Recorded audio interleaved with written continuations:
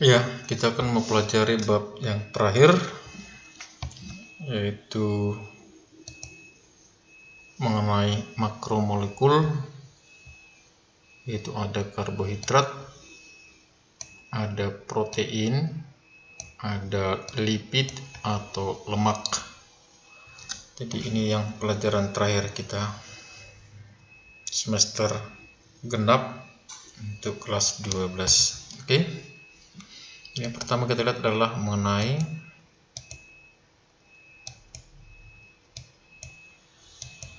karbohidrat. Nah, pengertiannya udah tahu kita ini. Jika nanti mengandung aldehid, gugus aldehid, maka aldosa, aldoheksosa atau keton disebut ketosa. Rumus umumnya CnH2O dikali N. Maka unsur penunjuknya adalah C, H, dan O.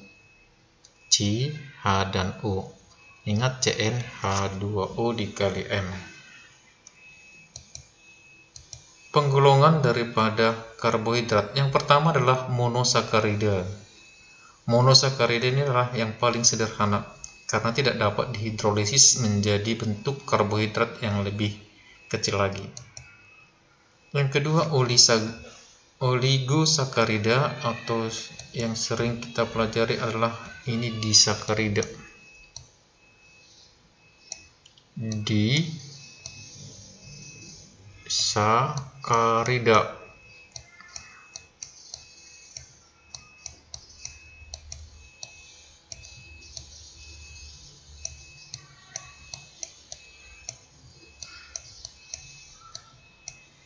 Kemudian yang ketiga ada namanya polisakarida. Jadi ada monosakarida, oligosakarida atau disakarida, kemudian polisakarida. Nah, yang pertama kita lihat adalah monosakarida. Monosakarida itu rumus umumnya adalah C6H12O6. Itu ada tiga. Yang pertama ini ada glukosa, ada ini galaktosa, ada fruktosa. Jadi yang tiga ini rumus molekulnya adalah C6H12O6. Glukosa C6 1 2 3 4 5 6. O-nya 1 2 3 4 5 6. Tetap 6. Nah, ini 12. Galaktosa juga demikian. 1 2 3 4 5 6. O-nya 1 2 3 4 5 6. Fruktosa 1 2 3 4 5 6. O-nya 1 2 3 4 5 6. Jadi sama-sama C6H12O6. Nah, membedakannya yang mana? Yang pertama adalah gugusnya. Ini adalah gugus aldehid. Ini adalah gugus aldehid. Ini adalah gugus keton. Oke, maka heksosa. Ini juga aldoheksosa, ini menjadi ketoheksosa. Oke, itu membedakan yang pertama, gugusnya. Oke, yang kemudian adalah karbon kiralnya. Ini karbon kiralnya ada 1, 2, 3, 4. Ada 4, maka isomer optiknya udah kita pelajari 2 di pangkat 4. Nih, kiralnya 1, 2, 3, 4, berarti 2,4. 2 pangkat 4. Ini 1, 2, 3, berarti 2 di pangkat 3. Berarti karbon isomer optiknya ini adalah 16. 16, ini ada sebanyak 8. Jadi udah dapat dua bedanya. Dari gugusnya, gugusnya dulu aldehid keton, kemudian karbon kiralnya 4, 4, 3, kemudian isomer optiknya menjadi 16, 16, 8. Oke.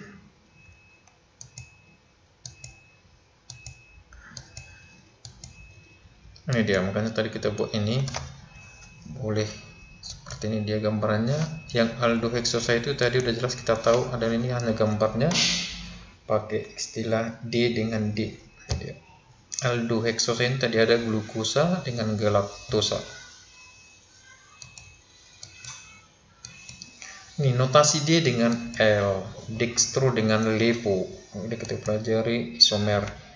Nah, kapan dia dextro? Apabila OH-nya berada sebelah kanan pada atom C nomor berapa nih? 1, 2, 3, 4, 5. C nomor 5. LiPo OH-nya sebelah kiri pada atom C nomor 5. 1, 2, 3, 4, 5. Ada istilah D dengan L. Oke, dextro dengan LiPo, ke kanan dan kiri. Nih, ini namakan adalah struktur Fischer, artinya adalah struktur terbuka. Ini Fischer terbuka. Nanti ada struktur yang tertutup atau namanya struktur Haworth. Siklik, tertutup dia, bisa dia tertutup. Nah, maka dikatakan dengan struktur Haworth. Dia melingkar nanti dia. Oke, kita lihat C pertama. Boleh disebut alpha apabila OH-nya nanti mengarah ke bawah pada C pertama. Tetapi apabila pada C pertama itu OH-nya mengarah ke atas, maka disebut beta. Beta, alpha glukosa, beta glukosa. Oke? Ya. Bagaimana caranya? Ini dia. Ini rantai terbukanya tadi kita buka. Maka boleh menjadi beta, boleh menjadi alpha. Karena ini C nomor satunya. 1, 2, 3, 4, 5. Ini OH-nya ke bawah, maka dia menjadi alpha. Di sini OH-nya ke atas, maka ini disebut menjadi beta. Oke, ini struktur dari glukosa. Nah, bagaimana supaya bisa terbentuk ini melingkar atau tertutup menjadi Haworth? Maka ini karena ada ikatan glikosida. Ini namanya ikatan glikosida. Ini ikatan glikosida. Oke? Nah, jadi kita gambar ini adalah galaktosa.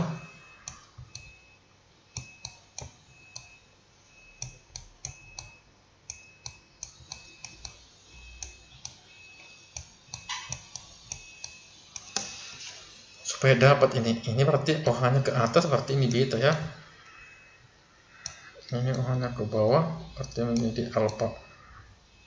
Alpha galaktosa, beta galaktosa. Kenapa bisa seperti ini?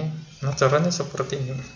Ini kan C nomor 1, nomor 2, nomor 3, nomor 4, nomor 5, nomor 6. Jadi diputar dulu sekali ini, maka nomor 6-nya di atas ini dia. Nah, setelah itu maka gugus pada struktur Fischer yang sebelah kanan arahnya ke bawah.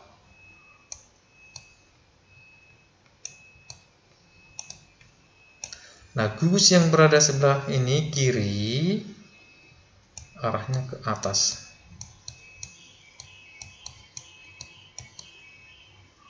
Pada struktur Haworth.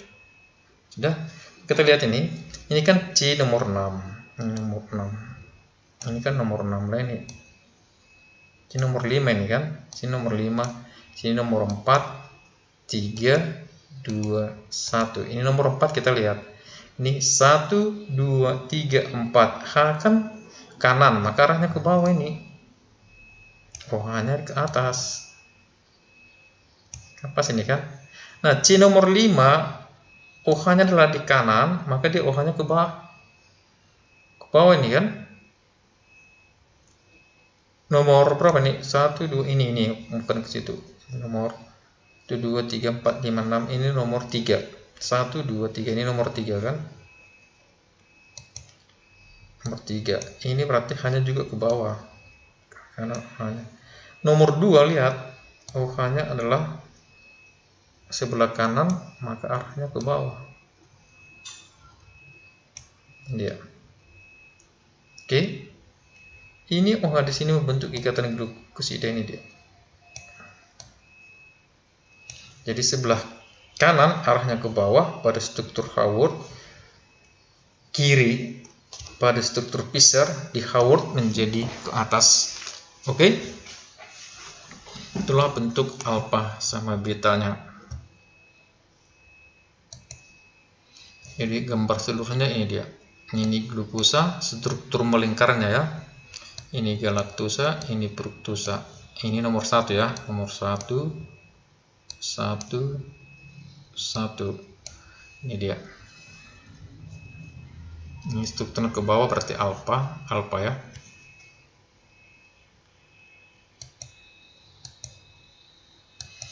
Nah, oligosakarida atau disebut dengan ini dia C12H22O11. Ini sering disakarida tadi. Yang disakarida ini sering disebut yang ini, yang 3 ini. Oke. Sukrosa, maltosa, laktosa. Nah, sifat-sifatnya ini dia. Kalau sukrosa dia terbentuk dari glukosa tambah fruktosa. Kalau maltosa terbentuk dari 2 glukosa. Laktosa terbentuk daripada glukosa tambah galaktosa. Jadi artinya seperti ini. Berarti maltosa itu, atau enggak, supaya terbentuk maltosa ini berarti glukosa tambah glukosa, hasilnya adalah maltosa.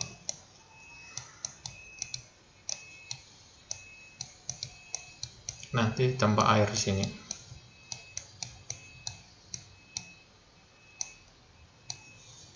Kalau laktosa dia berarti glukosa tambah galaktosa menghasilkan laktosa tambah H2O. Kalau dia ini glukosa tambah fruktosa menghasilkan sukrosa tambah H2O. Jadi ingat dia. Sukrosa itu adalah gula tebu atau gula pasir. Ini maltosa. Ini laktosa adalah gula susu. Ini termasuk gula produksi. Ini juga gula produksi. Ini adalah gula inverse. Jadi boleh ditambah. Ini gula inverse.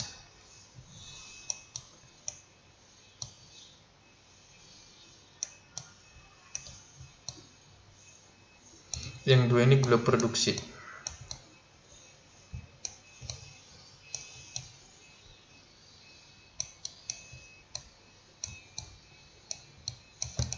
Di sini belum ada.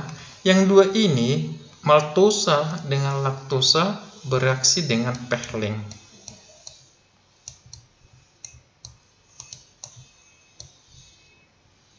Kalau ini tidak.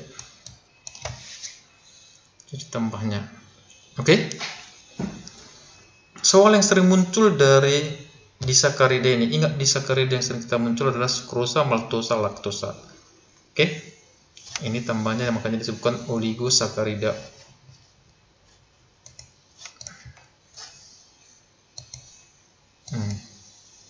Ya.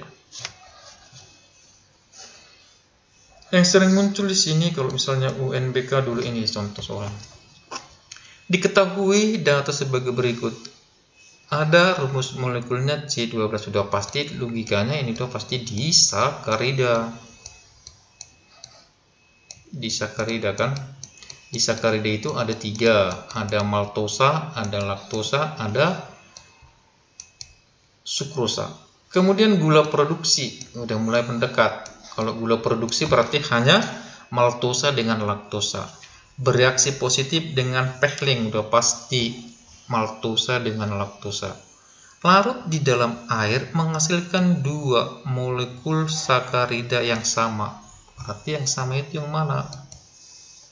Ini dia. Itu jawabnya udah pasti adalah ini adalah maltosa.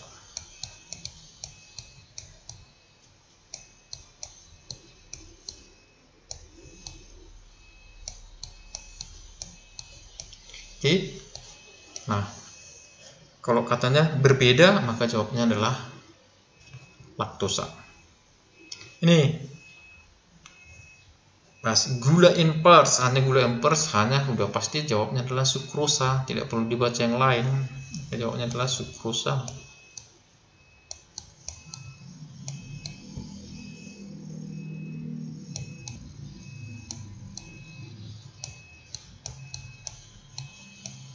Oke, itulah soal muncul daripada disakarida.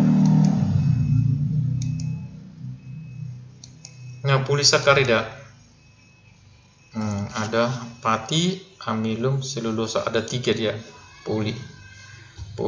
Pati itu adalah amilum ya, tepung.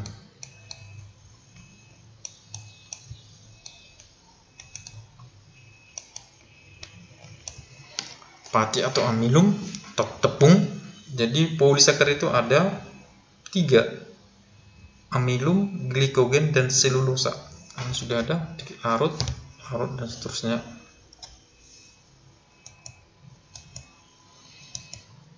Nah, ini yang sering muncul di sakarida, monosakarida di alam. Kalau diminta disakarida, yang paling sering muncul itu adalah pasti yang 3 tadi. Ini kan sakarida, berarti menyatakan gula. Ini kan gulanya. Gula yang paling manis itu adalah sukrosa.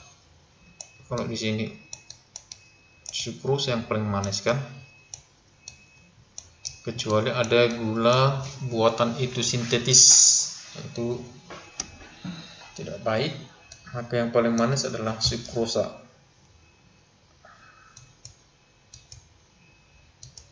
Nah, reaksi pada monosakarida muratasi, ini sudah jelas di sini, memutar bidang polarisasi, oksidasi, produksi, pembentukan ester, dan perbentukan glikosida tadi. Ini dia. Oke. Sifat-sifat karbohidrat ini supaya sifat fisiknya nih dapat memutar bidang polarisasi, berarti simetri optik kan, optik, karena ada tadi karbon kiral. Sifat kimia, hidrolisis, dari poli dihidrolisis menghasilkan disakarida. Disakarida dihidrolisis hasilnya adalah monosakarida.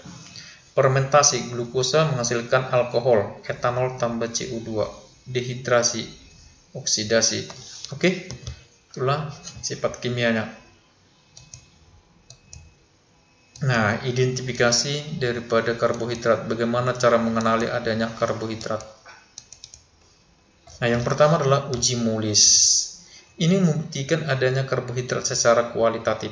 Jadi nanti sampel, tambahkan naftol ini, 2 tetes dikocok, tambah 2 ml 4. Kalau terbentuk cincin merah ungu, maka positif ada karbohidrat. Jadi ada positif karbohidrat. Yang berikut adalah uji iodin. Ini membuktikan adanya polisakarida.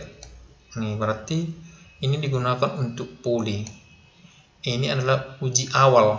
Apakah suatu zat itu mengandung karbohidrat? Ini digunakan untuk polisakarida.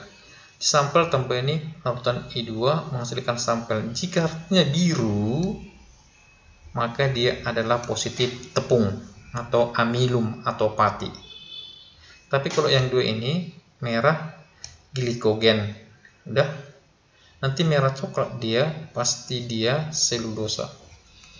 Maka untuk menguji kualitas daripada tepung, maka digunakan uji iodin ini.